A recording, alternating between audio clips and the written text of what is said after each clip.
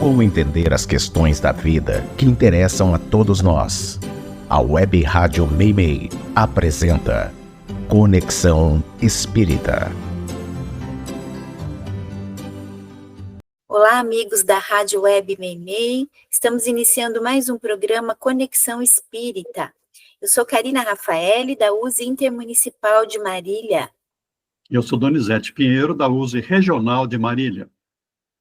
E no programa de hoje nós vamos conversar sobre mais uma virtude que precisamos desenvolver para poder enfrentar os desafios que a vida nos apresenta, a coragem. Há de se ter essa qualidade fortalecida para podermos viver nos dias de hoje com tantas situações que podem nos deixar inseguros. E no livro Para uma Vida Saudável, do nosso companheiro aqui, Donizete Pinheiro, temos um estudo interessante sobre as virtudes, incluindo a coragem. E lá, Donizete, você define como sendo uma força interior capaz de vencer as adversidades, robustecida pela fé e pela esperança e que permite à criatura seguir adiante nos seus propósitos, superando os medos com calma e energia. Então, meus amigos, ela é uma virtude a ser conquistada nas pequenas vitórias diárias contra os medos que ainda trazemos no psiquismo do espírito imortal, com muitas vivências no passado. E essa é a grande questão, o medo. Para a doutrina espírita, de onde vêm os nossos medos, Donizete? O medo é um sentimento base, gerador de todas as nossas dificuldades, traumas e vícios. O egoísta é alguém que tem medo de não ter o suficiente para viver. O orgulhoso tem medo de não ser reconhecido e valorizado pela sociedade. O ciumento, por sua vez, tem medo de perder o afeto. O invejoso tem medo de ser diminuído por aquele que se mostra em melhores condições. Ele se caracteriza por uma grande inquietação ante um perigo real ou imaginário, com ameaça à vida ou ao nosso bem-estar. Existe um medo natural, decorrente do instinto de conservação, que existe exatamente para proteger os seres dos perigos e também preservar a vida.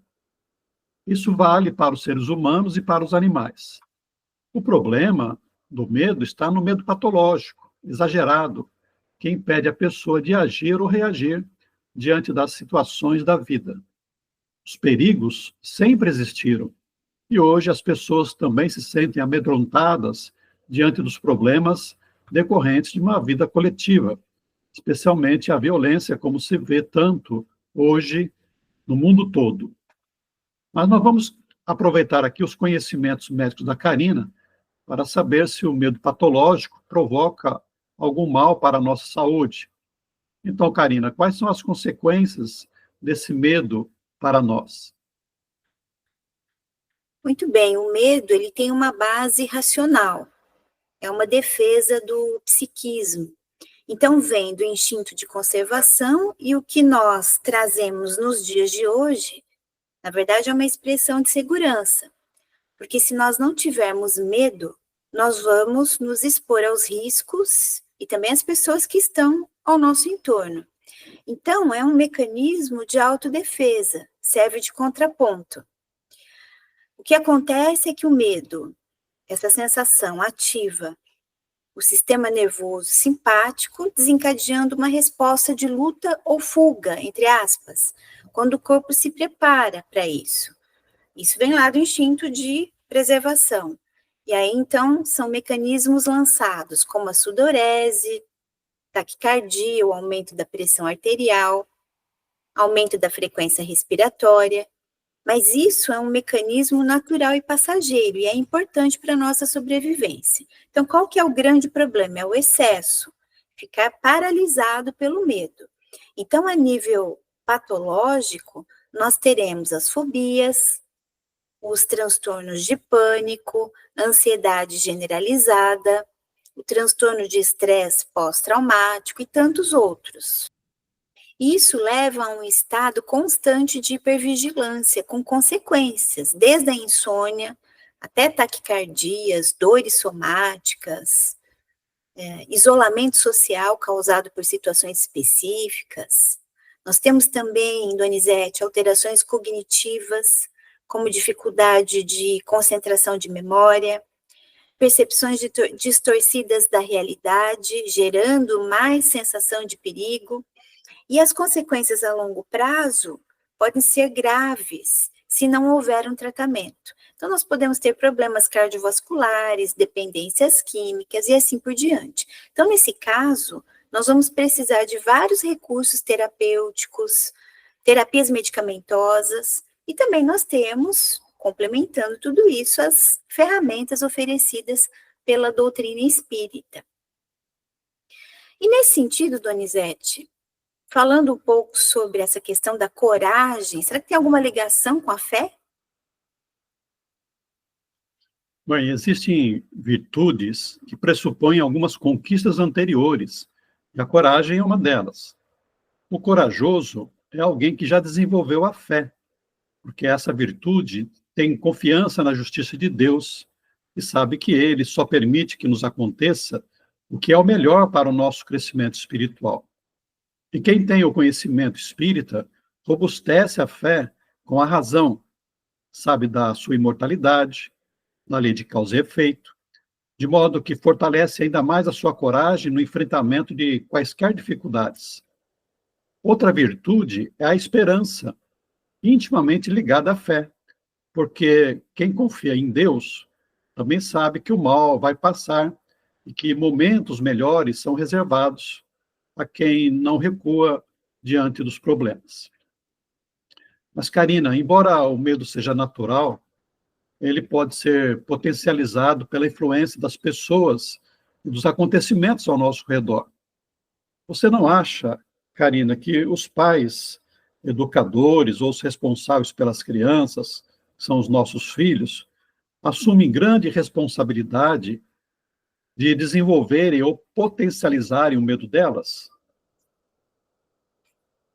Exatamente. Junto com o medo natural que vem do instinto de conservação que nós comentamos, nós temos os medos que foram construídos em nós e que são frutos da nossa história espiritual, da vida pregressa, outras vidas, de traumas.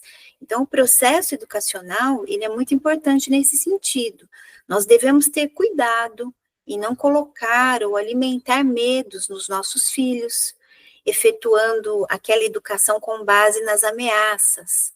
Quem é que não se lembra aqui do homem do saco, da loira do banheiro, ou algumas falas inadequadas e ameaçadoras, né? Quando a gente fala assim para a criança, não vai lá, está escuro, cuidado, o bicho-papão vai te pegar.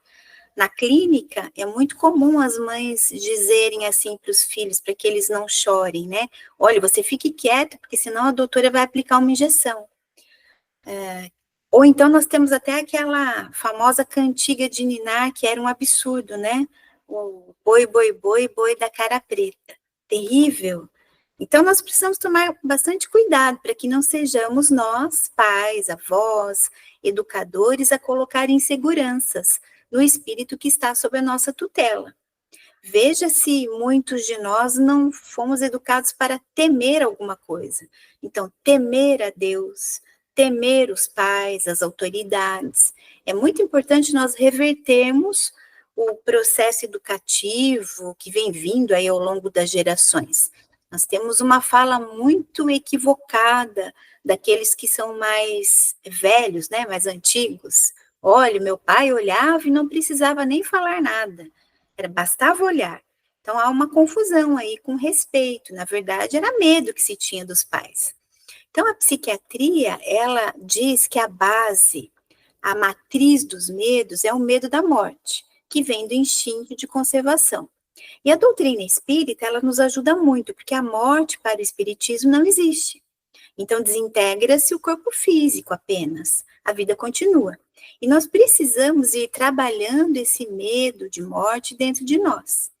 Nós temos, na verdade, medo da falta de controle, dentro da certeza da morte, porque todos vamos desencarnar.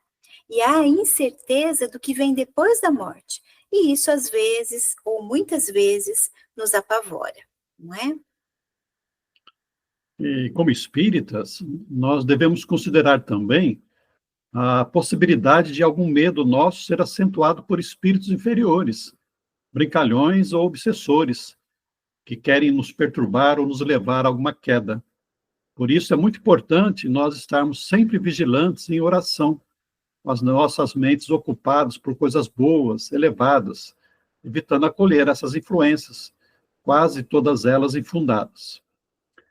Tem um outro aspecto com relação à coragem, que é se imaginar que ser corajoso é ser truculento, destemido e que aceita qualquer briga. Seria assim, Karina? Então, meus amigos, na verdade, é corajoso não aquele que briga, pega armas, mas aquele que enfrenta suas dificuldades, convive com as diferenças, consegue lidar com as situações difíceis com equilíbrio, sem explodir, buscando paz e harmonia. Então, não é revidar uma ofensa, não levar desaforo para casa ou uma crítica, mas é ser humilde, para silenciar ou argumentar com serenidade. E, acima de tudo, ser corajoso é olhar para dentro de si mesmo, encarar suas deficiências e renovar-se, reconhecer que errou, perdoar e pedir perdão, reparando os danos para uma convivência fraterna. Então, na verdade, é uma construção interna, um exercício, é entrega, é confiar em si mesmo, porque quem não acredita em si mesmo já entra na luta derrotado, sem forças para levantar-se, por falta de compreensão e maturidade. Então, alega fraqueza ou injustiça divina, muitas vezes se revoltando ou colocando-se como vítima do mundo. Então, ainda que lentamente, através da bênção da reencarnação, das inúmeras experiências evolutivas de tantas vidas, por força do sofrimento, o espírito se aprimora e aprende a confiar em si, na lei de Deus, porque foi criado para ser feliz. Então, amigos ouvintes, sigamos em frente, trabalhando nossas inseguranças e medos. Muitas vezes precisaremos de suporte terapêutico com a psicologia, a psiquiatria, quando já se implantou uma fobia, por exemplo, né, um nível patológico, um transtorno do pânico e tantos outros. Então, nós teremos que aumentar o arsenal de ajuda nesses casos. Então, e os profissionais têm aí instrumentos para nos ajudar com suas orientações, com seus tratamentos. E mesmo os espíritos superiores na doutrina nos oferecem orientações para desenvolvermos a nossa coragem e enfrentarmos os nossos medos. Como você disse, o autoconhecimento permitirá tomarmos consciência dos nossos medos, percebemos o quanto eles atrapalham a nossa vida. A nossa felicidade dependerá exatamente de superarmos esses medos com a coragem. Diante de uma situação que nos cause medo, respirarmos profundamente, procurarmos nos acalmar e pensarmos positivamente, racionalmente, sem ficarmos imaginando aí o que pode acontecer de pior. Muito importante ainda é orarmos e pedirmos ajuda dos bons espíritos para que eles nos ajudem na superação. O corajoso, portanto, é a pessoa que enfrenta suas provas e dificuldades, procurando superá-las. Muito bem, queridos amigos ouvintes. Vamos, então, em frente, com coragem, prosseguindo, para que possamos enfrentar bem o nosso dia a dia. Nós esperamos que vocês tenham gostado desse conteúdo. Um grande abraço e até o próximo programa. Até o próximo. Um abraço fraterno.